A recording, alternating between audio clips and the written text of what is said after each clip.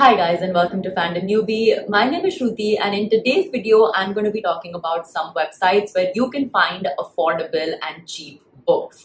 Now I've shopped from 3 of these websites and so I'm just going to be talking about my experience and also give you guys some tips on what you should do, what you should avoid, what you can expect and where you can find great books at affordable prices. So yeah, let's get started.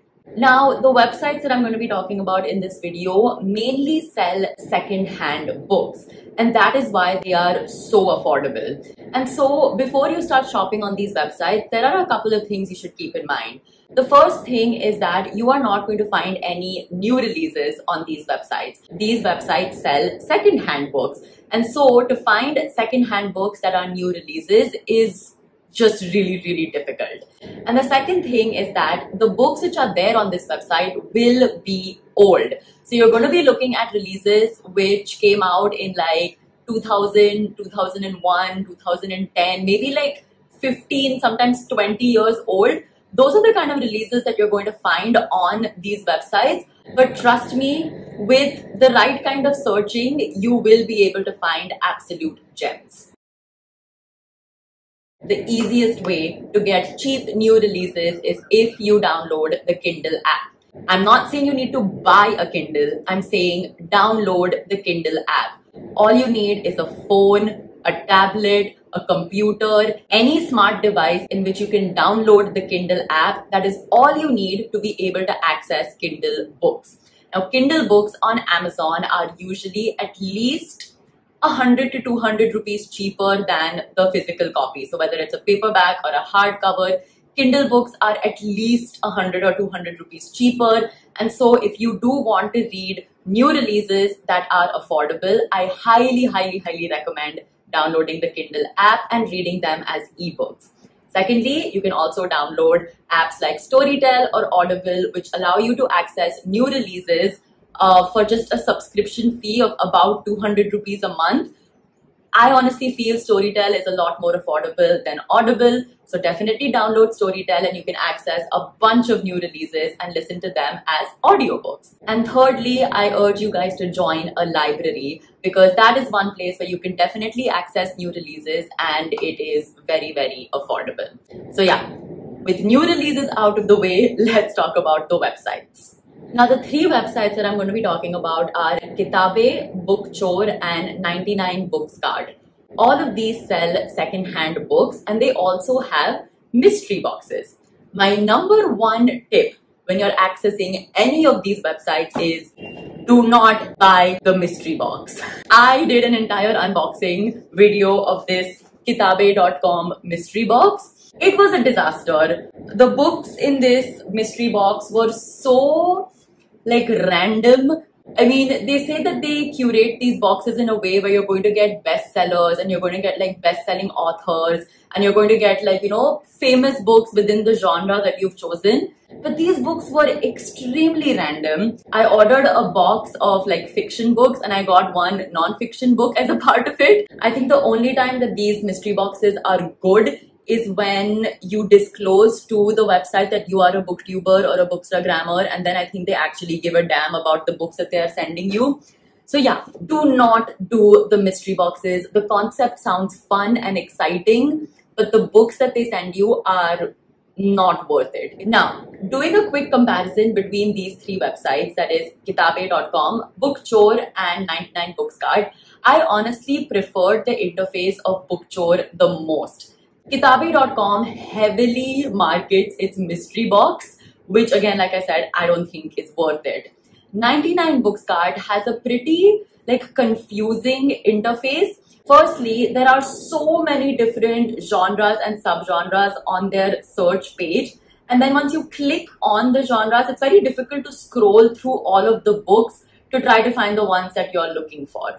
With Bookchor, there are 2 different aspects to it. The first one is bookchor.com, which essentially is kind of like an Amazon marketplace situation where there are a bunch of books and you just add them to your cart and you pay them as per the price. But the cool thing about Bookchor is I think they have a sister company or a subsidiary company which is called Lock the Box. And this works in a very interesting way. Now in Lock the Box, you basically choose whatever size of box you want, and then you can fill it in with as many books that will fit in that box. So that's what I did, and that's how I ordered from bookchore.com, or basically its sister subsidiary, which is Lock the Box. Now, Lock the Box also has physical book fairs all over the country. You should follow them on Instagram to check when they'll be coming to your city, because I've heard that these book fairs are actually really cool and you can get some amazing books at these physical book fairs.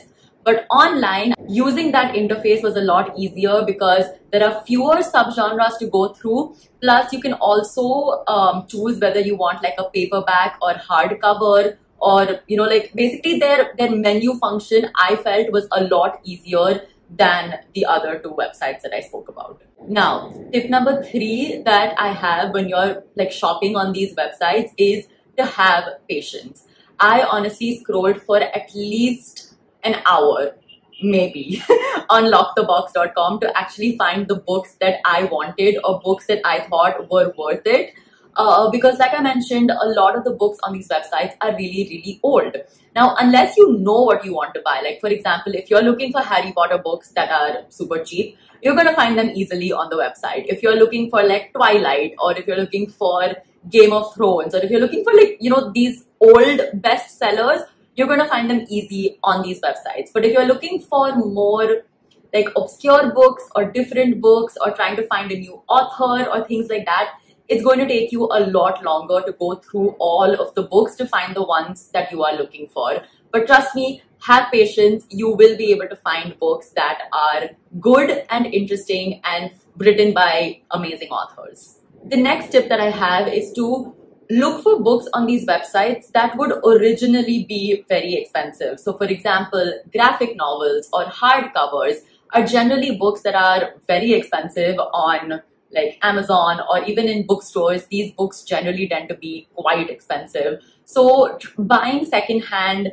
graphic novels or hardcovers are a great deal because they're usually a lot cheaper, and hardcovers they generally stay in like a better condition than paperback. So if you buy a hardcover, it's going to be less likely that that book is damaged. So yeah, definitely look out for hardcovers and graphic novels, because usually I think you'll get very good deals for those. And the last thing that I want to talk about is delivery as well as quality of the books that I received. Now, coming to delivery, honestly, all 3 websites were really amazing. I placed the order and I received the books like a week after placing the order, and they were all super professional. They sent an email and an SMS with the tracking details, and yeah, everything was really smooth. Absolutely no issues with delivery for any of these websites. There is one website in which I have placed an order in May 2024, and now it is July and I have still not received my order. I think it's probably going to come in August, like end of July or early August. But yeah, there are websites like that as well, where you don't get your books for like months and months and months. But let's see. Once that comes, I will probably make a video and let you guys know about my experience about that one. But yeah, coming to the quality of books, basically, except for that one book from kitabe.com, which like the back was ripped off, all of the books have been pretty good quality. Yeah, they are a little dusty when you open them. I don't know why. A lot of the books were like a bit dusty when I opened the box. But yeah, overall, all of the books that I received were really good quality. The pages are a little like brown, of course, because they're old books, but good paper quality. All of them were original. That's another thing. They don't sell pirated copies. All of the books that I received, even though they're like old and second-hand, all of them are original copies, which I think is great.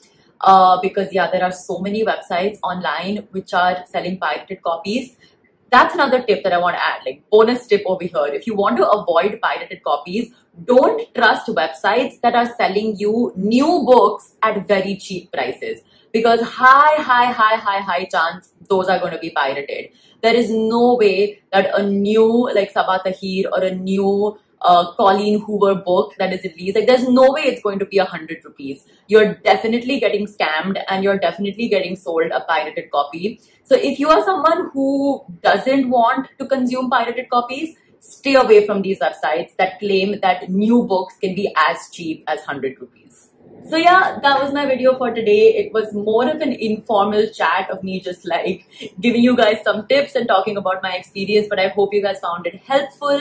If you did, give it a thumbs up. Leave a comment down below letting me know what you guys thought. Have you used any of these services? What did you think? Let me know down in the comments. And of course, do subscribe to my channel for more book related videos. I'll see you guys next time. Bye.